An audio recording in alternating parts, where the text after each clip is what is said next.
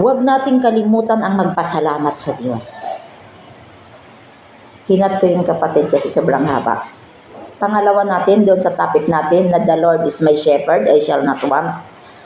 Una, yung maging masinop ka. Sinupin mo ang lahat na biyaya na meron ka. Huwag tayong magsayang ng mga blessings na meron tayo. Dahil diyan tayo naghihirap na kapag meron kang biyaya, ubos-ubos, biyaya. Tapos bukas, sabi nga nila sa kasabihan, ubos-ubos biyaya, tapos nakatunganga na bukas. Tama yun. Kasi kapag high tide, low tide ang dagat, kapag high tide ang dagat, nakakarating itong dagat kung saan. Di ba? At lahat na mga butas-butas dyan nalalagyan ng dagat. Di ba? At kapag low tide naman, syempre maliit lang ang dagat. So anong naiwan dito? Yung mga butas-butas doon nalagyan. Ibig sabihin, meron laman. Pag pumunta ka doon, may tubig kang makukuha. Sa buhay natin ganun. Kapag high tide ang buhay natin, marami tayong biyaya, isipin, yung budget lang ang bibilihin. Yung needs lang ang bibilihin. At yung iba isi-save. Di po ba? Ito yung nagpapahirap sa atin kasi the Lord is my shepherd, I shall not want. Hindi nagkukulang ang Diyos sa atin. Pero bakit palagi tayong hirap na hirap? Lalo na ngayon. Ang mahal-mahal na ng bilihin, paano ka pa makakasurvive? So, pagiging masinop sa lahat ng biyaya na meron tayo. Pangalawa, ano pa? Ang pangalawa, magpasalamat tayo sa Diyos. Kahit konti, kahit araw-araw, asin na lang ang ulam mo. Kahit lugaw na lang ang kakainin mo. Ipagpapasalamat mo pa rin yan sa Diyos, kapatid. Matuto po tayong magpasalamat kasi si Jesus Christ nakapagpakain ng 5,000 tao. May mga kabataan pa sa pamamagitan lang ng 2 tinapay at saka 5 tinapay at saka 2 isda. Napakain niya yung 5,000 katao. That is a miracle. Why? Kahit kunti lang ang ating pagkain, ipagpasalamat natin sa Lord. Maging mapayapa lang tayo. Ito yung sinasabi. Pinapahimlay ko siya sa lunti ang pastulan at inaakay niya sa tahimik na batisan. Ito ay peace of mind. Payapa lang. Kahit lugaw, kahit asin ang kinakain mo everyday, bakit magiging mapayapa ka? Kasi alam mo na kahit yan lang mga yan, pwede yan panglaman ng sikmura natin. Sa panahon ngayon, huwag tayo magpili kung ano ang kakainin natin. Kaysa magutom ka. Diba?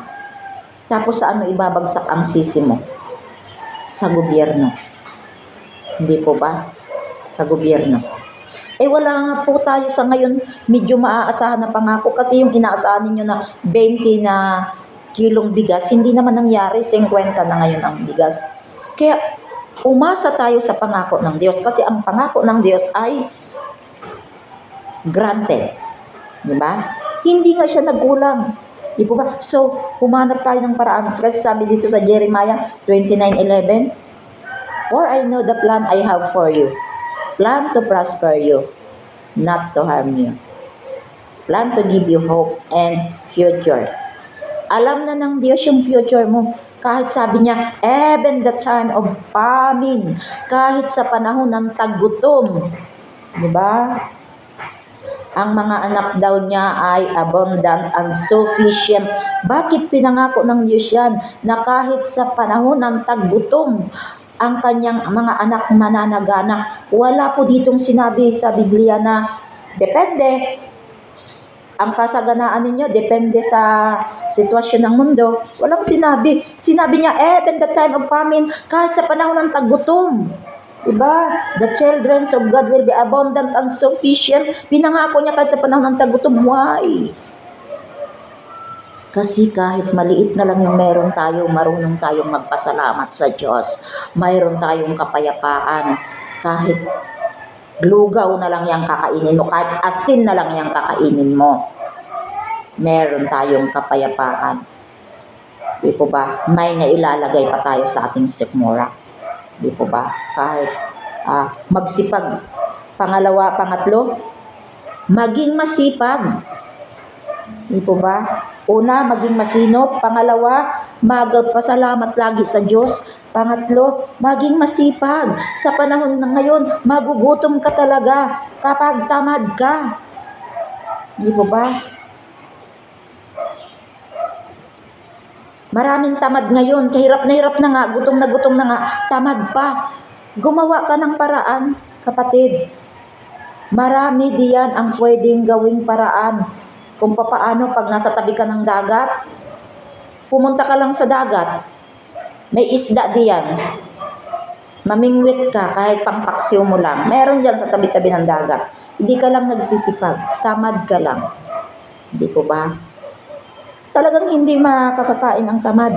Kasi sabi dito sa Biblia, ang mga tamad man ay nangangarap na mangangarap pero hindi nila ito makakamtan. Kuhain natin yung pangako ng Diyos sa Filipos 4:19. My God will supply all our needs according to His riches glorious through Christ Jesus. Oh. Ang supply daw ng Diyos ay hindi na uubos para sa atin. Panghawakan natin yung pangako ng Diyos. Maging masinop. Laging magpapasalamat sa Diyos. Pangatlo, maging masipag. Huwag tatamad-tamad sa panahon ngayon. Tapos sisisihin mo ang gobyerno kapag hindi ka napadala ng ayuda. Di po ba? Huwag. Hindi na uso ngayon ang tamad. Magsipag tayo para sa ating mga pang-araw-araw na pangangailangan. Magsinop tayo, magsipag tayo. Nandyan sa gilid-gilid natin, pwede tayong makakuha ng mga talbos, Huwag natin isayang yung mga pagpapala ng Diyos. Huwag natin sayangin yung mga bigay ng Diyos na biyaya sa atin. Lahat yan, merong purpose. Di ba? Sa ating kusina, kung ano ang dyan, huwag ka nang maghanap ng wala.